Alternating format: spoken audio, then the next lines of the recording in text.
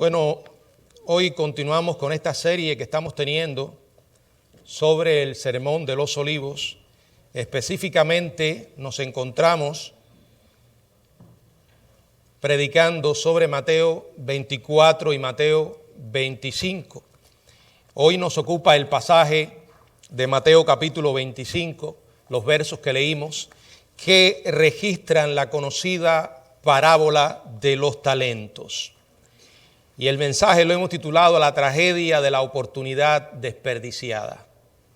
Este es un pasaje que contiene una historia relatada por Jesús acerca de el servicio y acerca de la responsabilidad que Dios pone sobre cada uno de nosotros en servir.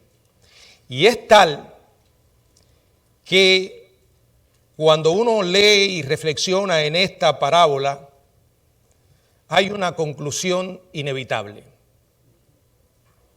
La fe salvadora es una fe servidora.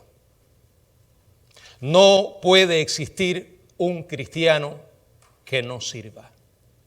De hecho, la indiferencia y la total ausencia de actos de servicios es una manifestación clara de que esa persona necesita nacer de nuevo.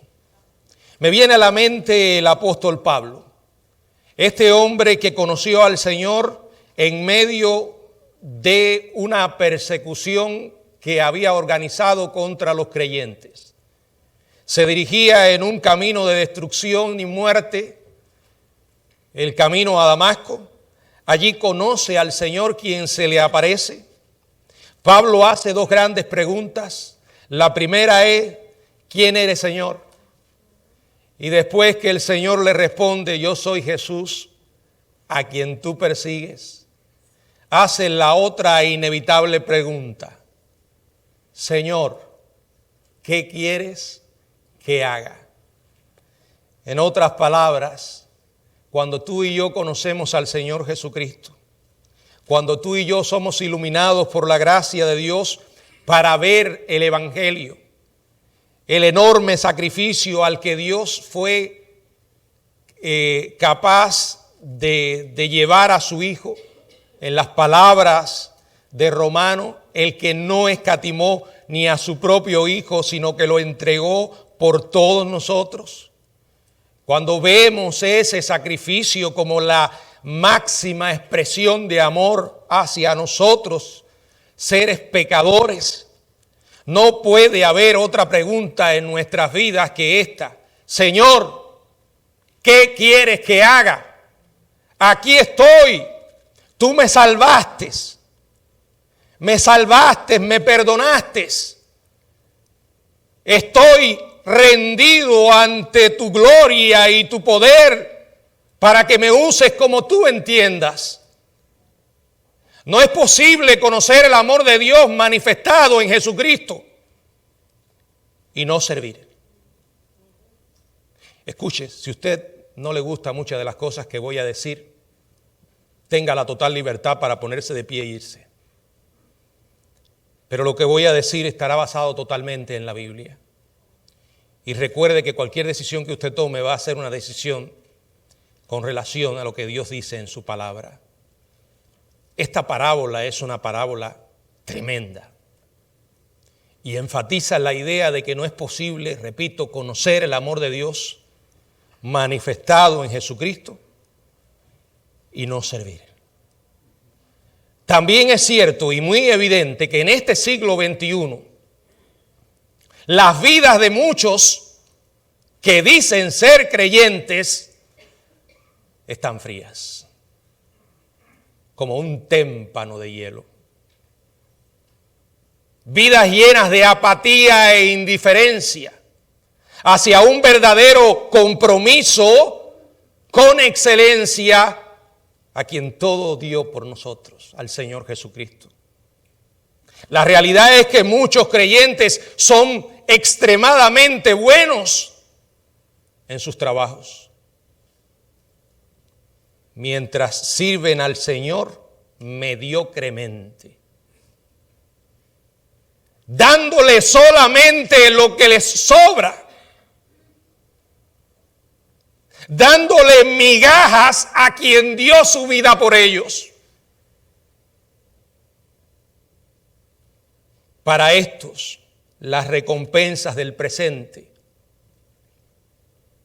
les parecen más atractivas que las eternas. Corren tras más dinero, más reconocimiento, mientras sacrifican las cosas que realmente son más importantes. Y peor aún, sacrifican a la persona más importante. Ya saben de quién hablo. Para ellos su prioridad son las recompensas de esta vida. Mientras almacenan y almacenan tesoros en esta tierra, sin tener tiempo para guardar tesoros en el cielo. Y déjenme decirle que todo lo que seas capaz de acumular en este mundo siempre estará sujeto a extinguirse, a desaparecer. En las palabras de Proverbio, pueden salirle alas y volar al cielo. Aunque la parábola de los talentos tiene importancia para toda generación, el Señor todavía continúa hablando directamente a aquella generación que estará viviendo antes de que el Señor regrese en gloria, de la que Él hace mención en el verso 34. De cierto os digo que no pasará esta generación hasta que todo esto acontezca. Aquella generación que no conoce el momento exacto en que regresará, pero cuya inminencia se manifestará por medio de las señales inequívocas que ha estado dando en los versículos del 3 al 29 y de la que hemos estado predicando. Ese es el contexto correcto, basado en una interpretación correcta de las Escrituras. Ese contexto correcto nos lleva a esa interpretación correcta, a la única interpretación correcta, sin dejar de tener aplicación para la iglesia hoy y en particular para cada uno de nosotros, porque precisamente eso es lo que vamos a hacer. Vamos a aplicar a esta iglesia y a los que estamos aquí y a los que puedan ver este mensaje, esta parábola de los talentos. Cuando usted mira el mensaje del Señor a las 7 iglesias de Asia, en el libro de Apocalipsis, y menciona a la iglesia en general, a cada una de esas iglesias, siempre dice: el que tiene oídos para oír, oiga. Está hablando de manera personal. Da un mensaje a la iglesia que exige y espera una respuesta personal. Eso es exactamente lo que vamos a hacer hoy, porque al final, en definitiva, la iglesia somos nosotros. Esta parábola de los talentos ilustra 4 aspectos fundamentales de la tragedia de la oportunidad desperdiciada. Y nos referimos a la gran oportunidad de servir a quien mejor debemos servir, al que mejor paga, ¿verdad? Al único Dios verdadero, al único Señor de señores y Rey de reyes. Y también nos vamos a referir al perder la gran oportunidad de haberle conocido en una condición mucho más terrible que la que viven las personas en el mundo. No haber conocido a Dios estando dentro de su pueblo visible. no haber conocido a Dios siendo parte de su iglesia visible. La congregación compuesta por creyentes genuinos y creyentes falsos. Aquellos que se creen que porque están en la membresía de una iglesia y años su nombre ha estado registrado en sus libros, ya son salvos. O porque sus padres desde pequeños les trajeron a la iglesia, conocen de Dios, se saben algunos versículos de la Biblia, pero no tienen absolutamente ninguna relación con ese Dios que dicen conocer. Y si no tienen relación con ese Dios, menos capaces son de servirle. Varias cosas quiero que miremos en esta parábola. En primer lugar, la enorme responsabilidad que hemos recibido. Dice la Biblia en el verso 14 y verso 15, porque el reino de los cielos es como un hombre que yéndose lejos, llamó a sus siervos y les entregó sus bienes. A uno dio 5 talentos y a otro 2 y a otro 1. A cada uno conforme a su capacidad. Luego se fue lejos. Ubiquémonos en el contexto. Jesús comienza la parábola con la expresión, porque el reino de los cielos es como, en el verso 1. El Señor está empleando esta parábola para ilustrar algo. Está tratando de hacernos llegar un mensaje lo más sencillo posible. Porque cuando Dios quiere que tú y yo obedezcamos algo, Él lo va a decir clarito, clarito. En el Nuevo Testamento, el reino de los cielos, y una frase sinónima, el reino de Dios, se refiere a la esfera del dominio de Dios en Cristo. La iglesia no es el reino de los cielos. La iglesia es parte del reino. Tampoco el reino de los cielos es simplemente un reino futuro, visible en la tierra por 1000 años. Esto va a ocurrir. Pero esto no es el reino de los cielos y el reino de Dios en su expresión total y absoluta. Ese milenio será parte de ese reino. A veces el reino de los cielos se refiere al cuerpo visible y externo de aquellos que profesan conocer y servir a Cristo. O sea, la frase el reino de los cielos a veces se emplea para referirse al cuerpo visible y externo de todos aquellos que profesan, y cuando digo profesar es que dicen conocer y servir a Cristo, pero no todo el que dice realmente es. Más bien se asemeja un poco al concepto que tenemos de la iglesia visible, que está compuesta por el trigo y también por la cizaña.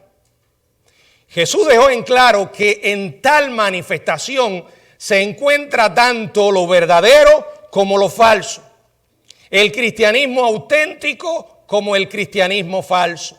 En Mateo capítulo 13, todo el capítulo está dedicado a hablar de esto. Comienza con la parábola del sembrador, luego cuenta la parábola del trigo y la cizaña, sigue con la de la semilla de mostaza, luego la de la levadura, y Jesús explica y sigue hablando allí la parábola de la cizaña, el tesoro escondido, la perla de gran precio, la red. En este reino visible está tanto lo verdadero como lo falso. Y en este sentido visible y externo, es que Jesús se refiere al reino no solo en la parábola de los talentos, sino también en la parábola anterior de la que predicamos, llamada la parábola de las 10 vírgenes. Las vírgenes insensatas de la parábola anterior y el siervo infiel del que vamos a ver en esta parábola hoy, todos ellos representan a quienes profesan, a quienes dicen pertenecer a Cristo, pero en realidad no pertenecen a Él. A aquellos que esconden el tesoro, los bienes que Dios le da, lo inutilizan. Esta historia es acerca de un hombre que, yéndose lejos, al parecer, pensaba estar mucho tiempo ausente. Probablemente muchos meses o incluso años o más en la historia. Y con el fin de que sus recursos estuvieran correctamente administrados en su ausencia, llamó a sus siervos. ¿Y qué hizo? Les entregó sus bienes. Preste atención. Les entregó sus bienes. El dueño absoluto de esos bienes es el Señor. Y a quienes quiere, los da. Es su decisión. Vamos a observar varios textos. El primero está en Efesios, capítulo 4, verso 8. Por lo cual dice, subiendo a lo alto, llevó cautiva la cautividad y dio dones a los hombres. Dio dones. En Romanos, capítulo 12, aquí dones no se refiere exclusivamente a los dones espirituales, sino que el Señor da dádivas, bienes a sus hijos para servirles. En Romanos 12, verso 6, la palabra del Señor nos dice, Romanos 12, 6, de manera que teniendo diferentes dones según la gracia que nos es dada, si el de profecía úsese conforme a la medida de fe, dice que tenemos diferentes dones, dice que debemos usarlos. Y en 1 Corintios capítulo 12, verso 4, leemos, ahora bien hay diversidad de dones, pero el Espíritu es el mismo. El Señor da bienes a sus siervos. Ahora, yo sé que aquí habla de talentos y que algunos teólogos respetables dicen que no es correcto usar esta parábola en mayordomía. Y yo me pregunto, ¿por qué no? Si realmente tiene todos los componentes de una enseñanza acerca de la mayordomía. En realidad, emplea la palabra talento, que es dinero, pero no está mal aplicarlo a la luz de la enseñanza general de la parábola, tanto a los talentos literales como a los dones literales. Los talentos literales son otorgados por Dios a todas las personas, creyentes y no creyentes. Si un incrédulo con un talento llega a conocer a Cristo, pondrá ese talento en las manos de Dios. Los dones son solo para los creyentes, herramientas para el servicio. Pero la realidad es que Dios da a todos generosamente. Son sus bienes. Reparte a siervos fieles y aún a los infieles. En esta historia, en esta parábola, el hombre tenía 3 esclavos. A ellos les entrega sus bienes, algunos de sus bienes durante su ausencia. Dice que a uno dio 5 talentos, a otro 2, a otro 1, a cada uno conforme a su capacidad. Satisfecho de que había entregado su dinero en buenas manos, dice la Biblia que se fue lejos. Y es significativo que a cada uno se le dio responsabilidades conforme a su capacidad. Se lo diré en otras palabras, puedes hacerlo. Si Dios te lo dio, puedes hacerlo. Dios no promueve ni aprueba la holgazanería espiritual. No hay creyente para el que Dios no tenga una tarea. Si todavía no lo has entendido, no has entendido nada. Las implicaciones de eso a la luz de esta parábola son bien serias. Dice que lo entregó conforme a su capacidad. El Señor conocía a sus siervos. Él nos conoce a todos. ¿Saben qué? Nos conoce mejor que nosotros mismos. Sabe de lo que tú y yo somos capaces en obediencia, sometiéndonos a su poder. Él confió a cada uno la responsabilidad que podía esperarse, que cada cual cumpliera de manera razonable. Él no les estaba poniendo una carga imposible de llevar. Y más cuando somos creyentes, que ni los más grandes actos de servicio, ni lo más mínimo, los más simples, los podemos hacer en nuestras propias fuerzas. El Señor estableció claramente: separado de mí nada podéis hacer. Es absurdo y es un enorme error estar tan ocupado en la obra de Dios que descuidar al Señor de la obra. Hay gente que piensa que porque están sirviendo o moviéndose en las cosas de Dios, haciendo cosas para Dios, ya es suficiente. Es un error, un tremendo error. No podemos olvidarnos del Señor. Es más, cada acto de servicio debe ser el resultado de nuestra relación con Él. Por eso, cuando se produce de esa forma, es una auténtica obra de fe, que nace de un corazón regenerado, algo que no se puede imitar, algo que es agradable al Señor, algo que permanecerá una y otra vez y tendrá recompensa, porque no se ha hecho en el brazo de la carne, sino es fruto de la obra de Dios en nosotros. Usado en este contexto, el término talento se refería, y aquí usa la palabra dinero, puesto que la parábola ejemplifica el reino de los cielos. Es evidente que el Señor de esta historia, el hombre, representa a Cristo.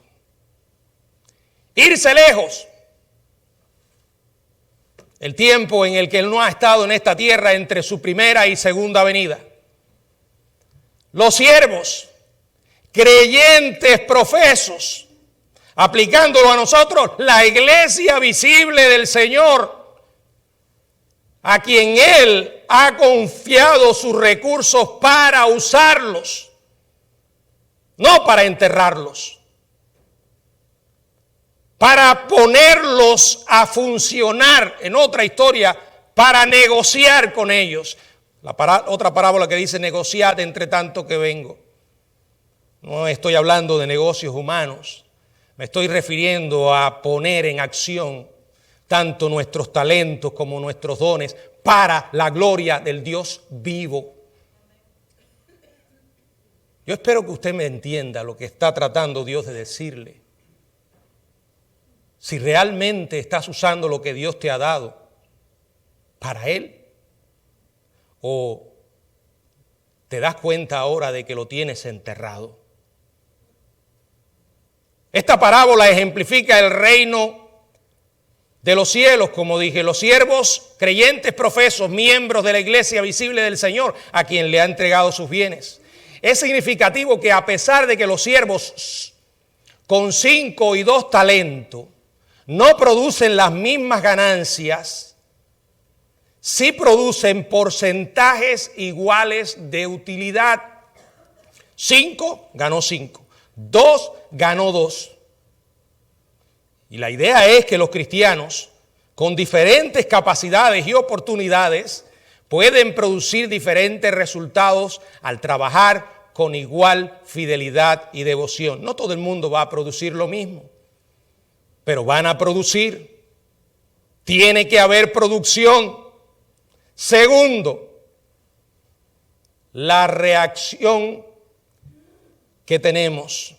En el verso 16 Aquí se explica lo que ellos hicieron con lo que Dios le dio, del 16 al 18. Y el que había recibido 5 talentos fue y negoció con ellos y ganó otros 5 talentos. Asimismo, el que había recibido 2 ganó también otros 2. Pero el que había recibido 1 fue y cavó en tierra y escondió el dinero de su señor. Estaba haciendo algo con lo que Dios le había dado, que Dios condenó. Mucho cuidado con enterrar lo que Dios nos ha dado. Mucho cuidado con acostumbrarse a la pasividad y a la mediocridad. No hay justificación para ello. Observe que en esta historia el amo, el Señor, le pidió cuentas a cada uno de manera individual. Él no llamó al de 2 y le preguntó por qué el de 1 lo enterró. No le dijo al de 5 por qué el de 2 ganó 2. Fue cada uno. No hay excusa. El siervo que había recibido 5 talentos estaba deseoso de servir a su amo. E inmediatamente fue y negoció con ellos y ganó otros 5 talentos. Fíjense que él no se limitó a hacer una buena inversión y luego a relajarse, a tomarse unas vacaciones, a descansar. Ya yo no voy a servir porque he servido bastante. Ya yo estoy viejo, que sirvan otros. Es cierto que otros jóvenes deben servir, pero tú debes seguir sirviendo. Porque si crees que ya no sirve, le estás diciendo al Señor, llévame. Más bien dice que negoció. Y negoció mientras su Señor estaba ausente. Negoció y volvió a negociar. Se mantuvo en actividad, sirviendo. Por su laboriosidad ganó otros 5 talentos para su amo. Duplicó la cantidad con la que había comenzado. Asimismo, el que recibió 2 talentos ganó también otros 2. Negoció y negoció. No se estancó, no se rindió, no se desanimó, porque al final se dio cuenta de que eran los bienes del Señor y que era al Señor a quien le iba a tener que dar cuenta. Aunque al segundo se le dio menos de la mitad con qué trabajar, actuó con la misma fidelidad y laboriosidad que el primero. Al igual que su consiervo, este último duplicó el dinero de su señor. Ambos se mantuvieron sirviendo. Ambos demostraron un serio compromiso con su amo. Y digo demostraron porque de eso es lo que se trata. Esto no es de lo que decimos, sino de lo que hacemos. Un amor que decimos tener por el Señor y solo es puras palabras, es de dudar que sea auténtico. Porque el amor de Dios es un amor práctico. La Biblia dice, de tal manera amó Dios al mundo. Ahí puedes quitar la palabra mundo y poner tu nombre. Hazlo personal. Pero inmediatamente dice que ¿qué? Ha dado. Dios dijo, Dios ama y lo mostró. De hecho, si no lo hubiera mostrado, ninguno de nosotros podría tener salvación. Ellos se mantuvieron aprovechando las oportunidades. Sin embargo, había un tercer siervo y este fue distinto. Verso 18. Pero el que había recibido 1 fue y cavó en tierra y escondió el dinero de su señor. El siervo no había recibido ese talento, ese único talento, para protegerlo. No lo había recibido para esconderlo. El Señor esperaba que lo usara para beneficio de su Señor, para la gloria de Dios. Se lo digo en otras palabras.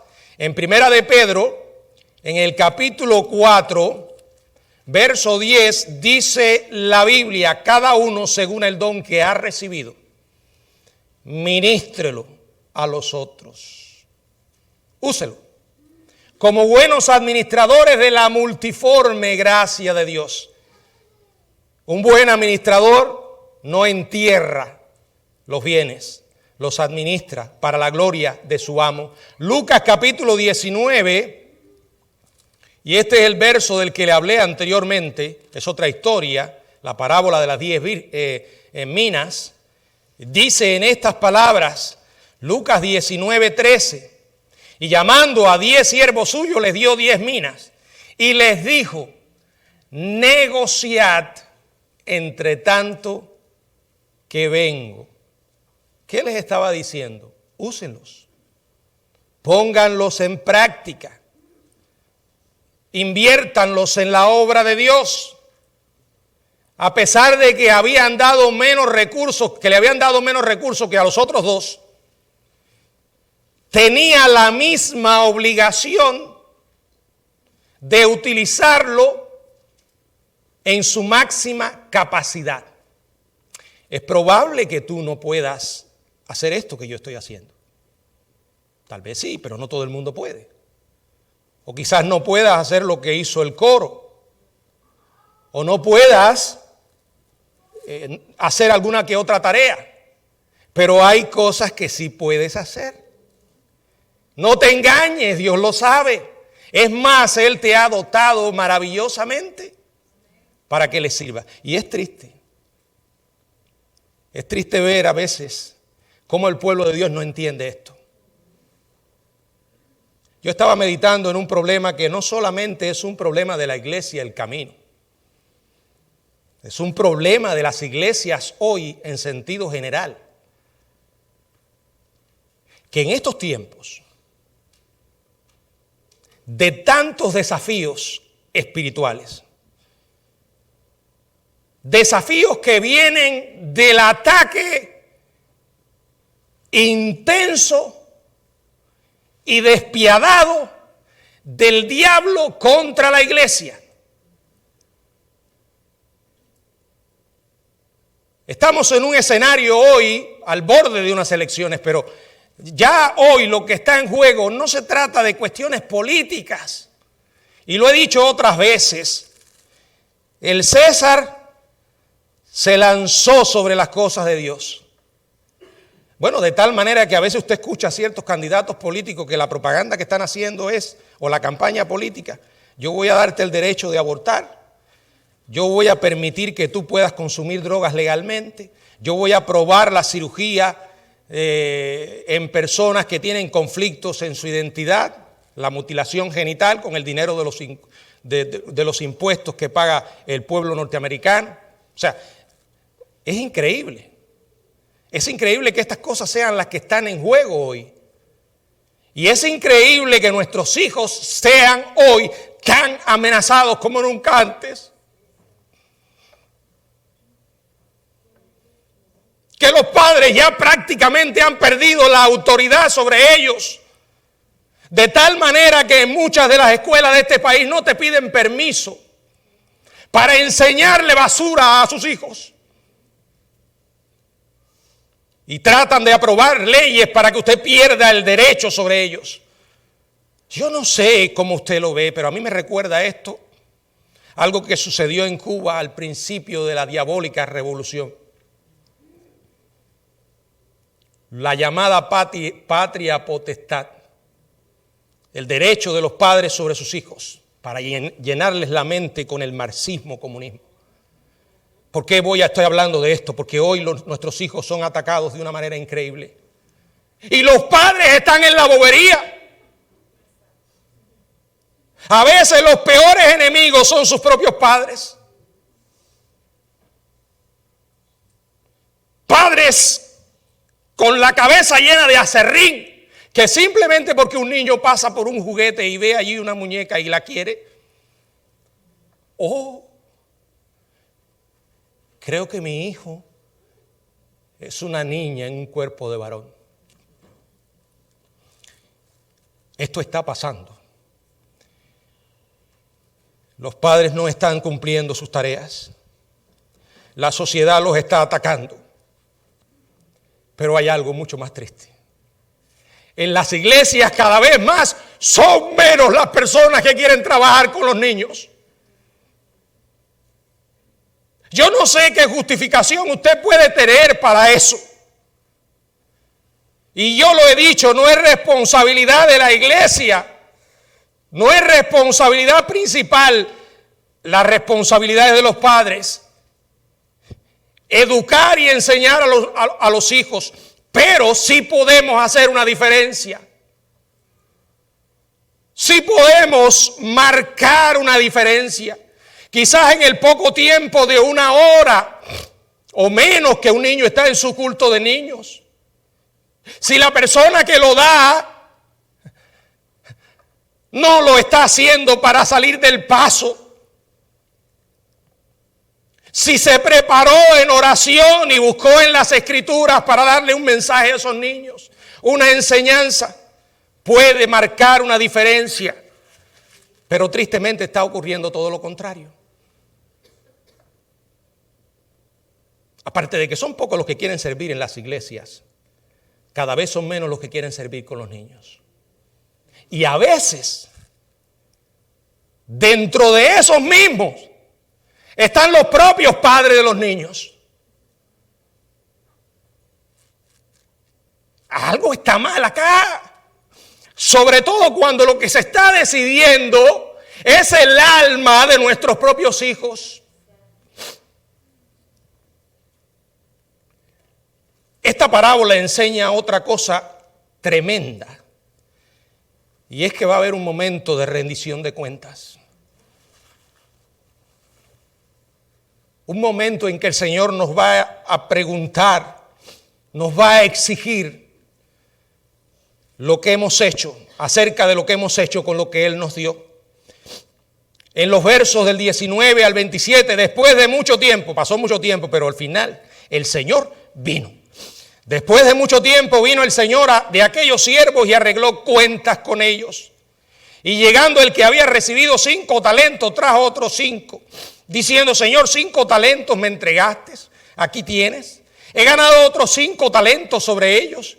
Y su Señor le dijo, bien, buen siervo y fiel, sobre poco has sido fiel, sobre mucho te pondré.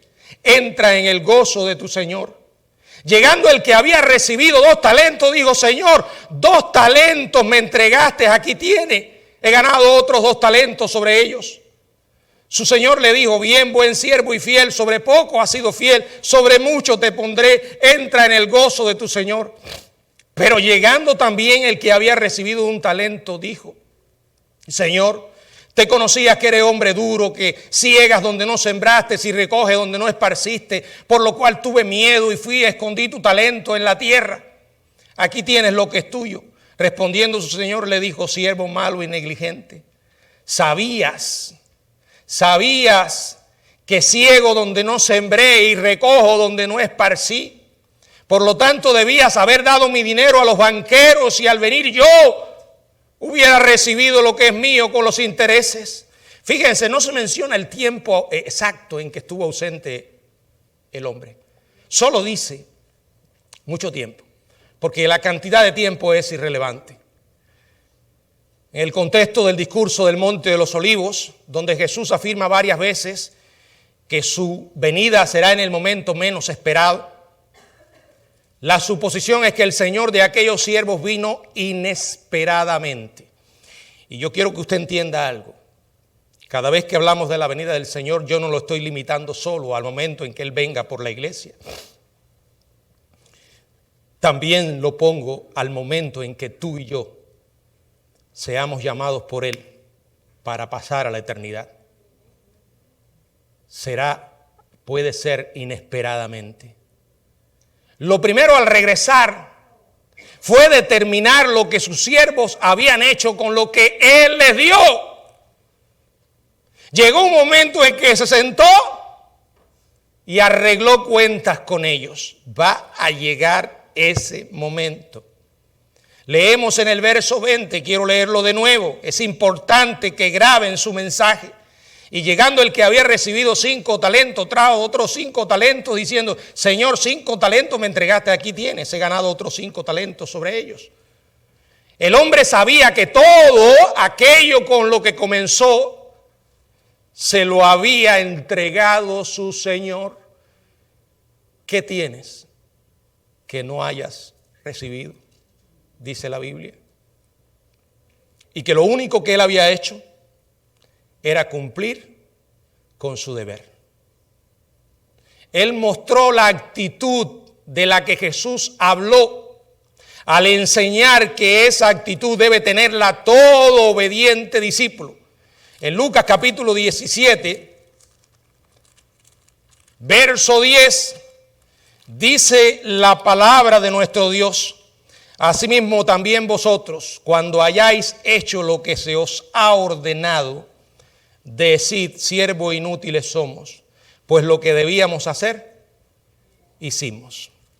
Bueno, cuando este hombre le dice esto al Señor y le entrega lo que había hecho, el Señor le dice, bien, buen siervo y fiel. Estaba elogiando la actitud del siervo más que su logro. El Señor no solo elogió mucho a su siervo, sino que lo recompensó en gran manera. Hay gente por ahí que tienen problemas con las recompensas y dicen que las recompensas no deben ser una motivación para el servicio. Parecen muy espirituales. Yo creo que el problema es anhelar las recompensas aquí y ahora.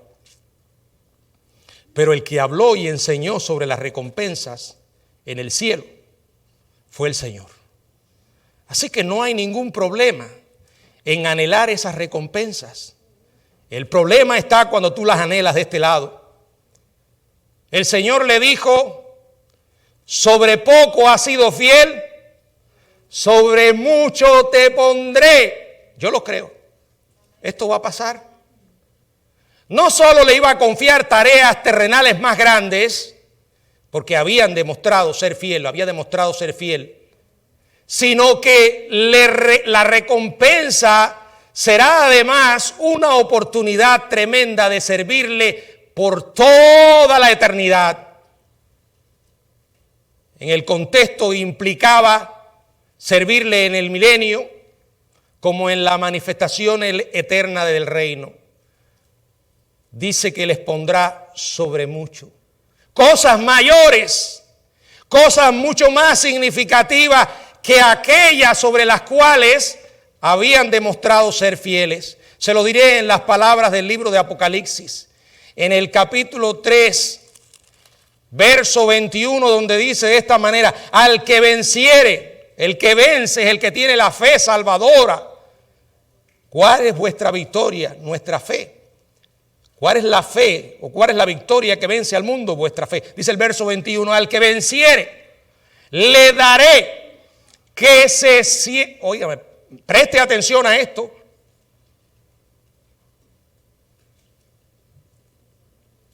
Le daré que se siente conmigo en mi trono. ¿Puede haber un privilegio mayor? Así como yo he vencido y me he sentado con mi Padre en su trono. Dice además que le dirá, entra en el gozo de tu Señor. Qué enorme bendición. Mi mente no logra entender a profundidad, abarcar la grandeza de lo que el Señor está prometiendo. Tanto el hombre de los 5 talentos como el que tenía a Dios recibieron exactamente la misma recompensa. Y esto es un principio que no podemos ignorar. Preste atención a lo que voy a decir ahora.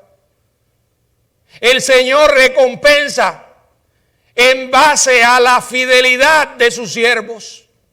Lo que Dios mira es la fidelidad de sus siervos. Dios no recompensa en base a los resultados alcanzados. A nosotros nos impresionan los números. Yo recuerdo cuando estaba en el seminario que iba los fines de semana a los campos misioneros. Sabía que el lunes por la mañana en el culto matutino había que dar informes de lo que habíamos hecho.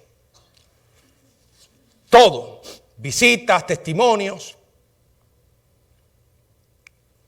Bueno, me formé en una denominación que presta atención. No estoy diciendo que los bautistas estemos equivocados, yo solamente estoy diciendo la verdad.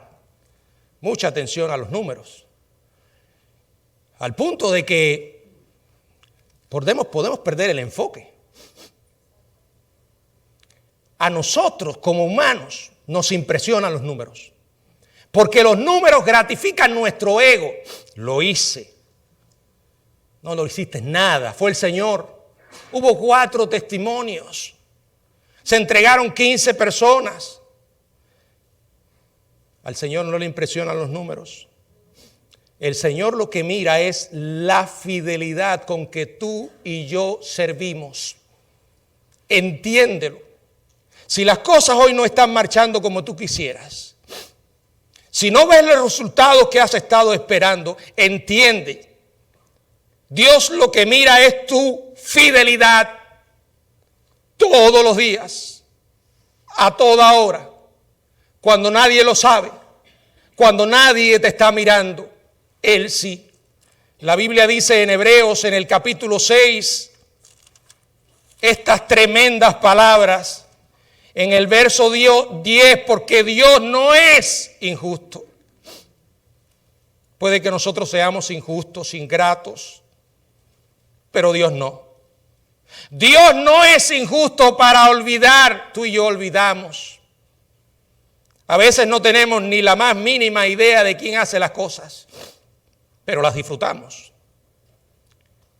Y somos ingratos al punto en que ni siquiera podemos decirle a las personas gracias. No es injusto para olvidar vuestra obra y el trabajo de amor que habéis mostrado hacia su nombre, habiendo servido a los santos y sirviéndoles aún. Dios mira la fidelidad. Dios no espera que tú seas como un muñeco de cuerda. David aprendió a ser rey en el desierto, con las ovejas apestosas, con el silencio ensordecedor del desierto, sin ver a otros, ignorado por todos, pero no por Dios. Todos los días cargados por la monotonía, pero esa era la escuela donde Dios estaba haciendo pasar a David para ser rey. No te desanimes porque todos los días son iguales. Porque cada domingo que vienes a hacer algo para la obra del Señor, no recibe el reconocimiento que esperabas, o porque te parece que es en vano, y porque mucha gente no te apoya, o algunos llegan hasta la desvergüenza de criticar lo que haces. Históricamente en las iglesias la gente que más habla y más critica son los que menos hacen. No, lo estoy diciendo y es cierto. ¿Saben por qué? Porque les sobra tiempo. Como no están ocupados, pueden estar mirando a los demás. Pablo habló sobre esto y dijo que había gente ociosa, entrometida, no trabajando en nada, no ocupándose en algo útil. Y yo sé que es duro, se los está diciendo alguien que ya lleva 35 años en este camino. Y que, ¿para qué voy a mentir? Muchas veces he pensado, ¿vale la pena? Muchas veces he pensado, ¿no habrá otra cosa más útil en que invertir mi vida que es tan corta? Sí lo he pensado. He pensado bajar los brazos y rendirme. Pero si uno está llamado por Dios, no puede. Muchas veces Dios me ha recordado, esto no se trata de ti, Miguel. Es mi obra. La Biblia dice, yo edificaré mi iglesia. La iglesia no es mía, es del Señor. Es su obra. Y sí, el desánimo puede llegar. Y el desánimo es un gran enemigo del servicio, porque drena nuestras energías y paraliza nuestra constancia. Pero qué oportuno es recordar las palabras del apóstol Pablo en la primera carta a los Corintios, en el capítulo 15, verso 58, donde leemos: así que, hermanos míos, miren esto, hermanos, permanezcan firmes, estén firmes, constantes. No eres un cristiano de cuerda, eres alguien que va a persistir, creciendo en la obra del Señor siempre. Y hay una razón para hacerlo. Es algo que sabemos. Porque aquí no se trata de cómo tú y yo nos sentimos. Hay momentos en que nos sentimos, yo no sé cómo se siente una cucaracha, pero sí he usado la expresión: me siento como una cucaracha. Me siento en el suelo. Y es cuando estamos de cara al suelo que ya no podemos seguir más abajo. Es cuando el Señor dice: vuélvete y mira. Donde único que puedes mirar cuando estás con el rostro en el suelo es arriba. Pero quiero que preste atención, porque aquí no se trata de nuestras emociones. Las emociones nos traicionan. En la vida cristiana no se trata de emociones y sentimientos, es lo que conocemos. Miren lo que dice: sabiendo, conociendo que vuestro trabajo en el Señor es para Él, no es en vano. Un día lo vas a comprobar. Un día lo verás y lo tendrás que reconocer delante de la persona más importante del mundo. Con la mirada más poderosa que puede tener alguien, es el Señor Jesucristo. No importa que si no podemos ver los resultados esperados, jamás olvidemos que la medida que Dios tiene para el éxito no es la nuestra. ¿Cuántos misioneros pasan años en una pequeña aldea sin ver un solo convertido? ¿Cuántos pastores fieles por años y años predican en su congregación sin ver vidas que se entregan? Oh, esa iglesia está mal. Ese pastor tiene que estar en pecado. ¿Quién te dijo eso? Si ese hombre es un siervo de Dios y ha sido fiel durante todos estos años, eso es lo que Dios mira. Él conoce por qué hacemos las cosas. El segundo siervo dio el mismo enfoque que el primero, con la única diferencia que había duplicado 2 talentos en lugar de 5. De ahí que ganara otros 2 talentos, la respuesta del Señor fue exactamente la misma. Y está allí en el verso 23. Bien, buen siervo y fiel, sobre poco has sido fiel, sobre mucho te pondré, entra en el gozo de tu Señor. Pero había un tercero. Este tipo había enterrado lo que no era de él. Y se atrevió con una excusa acusatoria y egoísta. Veamos esto. Pero llegando el que había recibido un talento, dijo: Señor, conocías que eres hombre duro, que ciegas donde no sembraste y recoges donde no esparciste.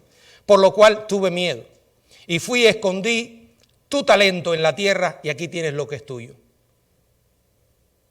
Bueno, él sabía que lo que había recibido era del Señor, igual que los demás. Es una evidencia de que estaba en el cuerpo, pero no era del cuerpo. Estaba en la congregación visible, pero había demostrado su incredulidad. Aún estando dentro, no conocía al Señor. ¿Y cómo lo sabemos, pastor? Por la manera como se expresa de su Señor. Tenía una falsa lealtad porque tenía una idea distorsionada del carácter de su Señor.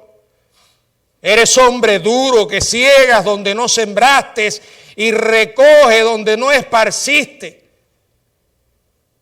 En realidad él no conocía bien a su Señor, no lo conocía para nada. Hay gente que simplemente lo que tienen en la mente es una fantasía, un ídolo que han levantado llamado Dios. Pero no es el Dios verdadero, no es el Dios de la Biblia que se nos ha revelado. Tenía miedo, pero no el temor reverente que marca la vida de un nuevo nacido. Y por eso el Señor le dice: siervo malo y negligente, ¿sabías que ciego donde no sembré y que recojo donde no esparcí? Por tanto, debías haber dado mi dinero a los banqueros, y al venir yo hubiese recibido lo que es mío con los intereses. Le dijo siervo malo porque había mancillado el carácter de su señor. Negligente porque no hizo nada, lo enterró. Aquí el señor, el amo, no le estaba dando razón o la razón de lo que había dicho. Simplemente usó sus propias palabras para condenarle. Estaba demostrando que no le conocía. Entiéndanlo, un cristiano que no sirve no conoce a Dios. Es tan simple como eso. Usted no puede conocer a Dios y saber quién es Él, su carácter bueno, santo, justo, misericordioso, y permanecer enterrando lo que Él le pueda dar. Al final eso demuestra lo que hay en el corazón. Miren la recompensa. Verso del 28 al 30. Quítenle pues el talento y dadlo al que tiene 10 talentos.